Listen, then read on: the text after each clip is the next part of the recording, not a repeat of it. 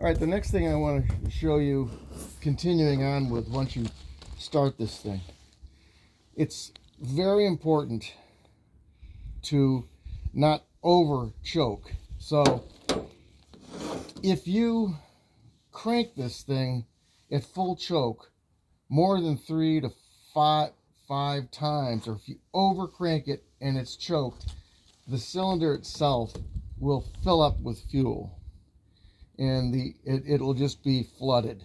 And the only way you can really get that fuel out of the cylinder is to take this off, unlock this thing, and remove this, take it off, and pull out the spark plug. This is a handy tool. The importance of this is never really pointed out at all in the user's manual.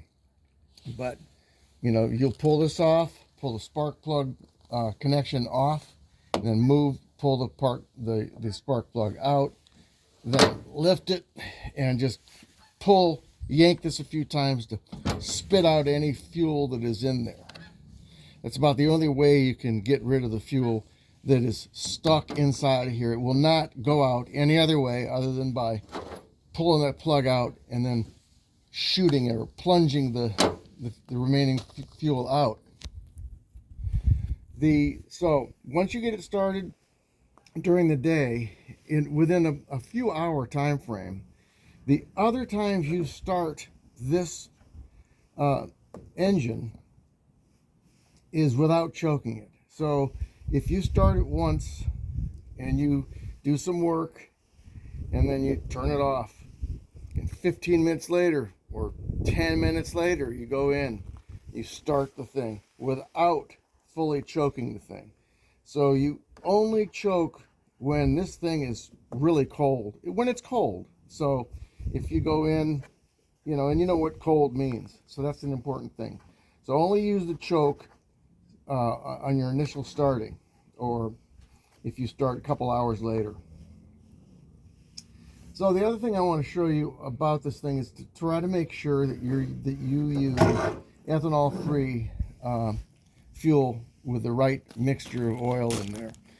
And that's another little challenge. You can find yourself putting too much oil in the fuel and it'll burn rich.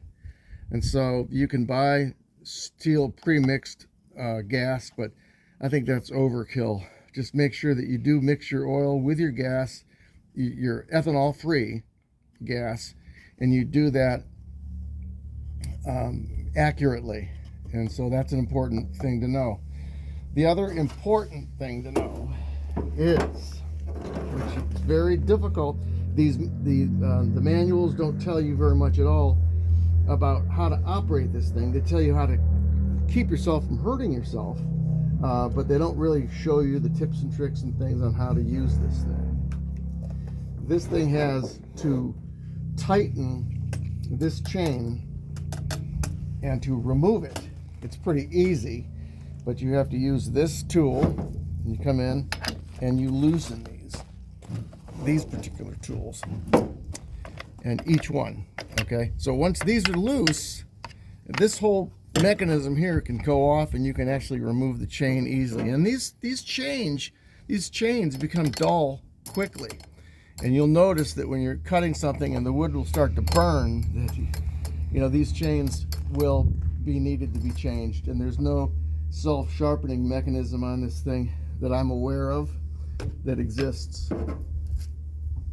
So once you put the chain on, and you put this cover on, and you tighten these screws, not completely tight, then you do your adjustments of the actual tightening.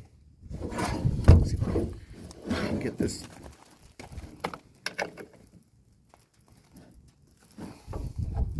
So this is with this screw here in the center, and you'll notice when I turn this to the right, it'll tighten these things.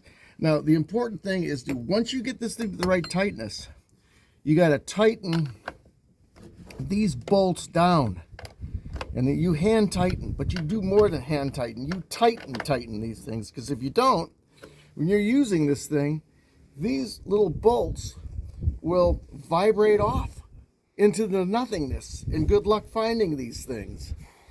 So, I mean, it's very important that these bolts are tight. The other important thing is to make sure that this chain is not too loose or too tight. If it's too loose, that's not good, obviously. But if it's too tight, as this as it operates, if it's too tight, the friction itself on this bar will heat up everything, and it will become too tight and it won't spin properly. So those are some techniques I just wanted to let you know as you get to know this saw, because there's a lot of little peculiarities about this thing, and you always need to be very safe. So that's my pointers for today. Thank you very much.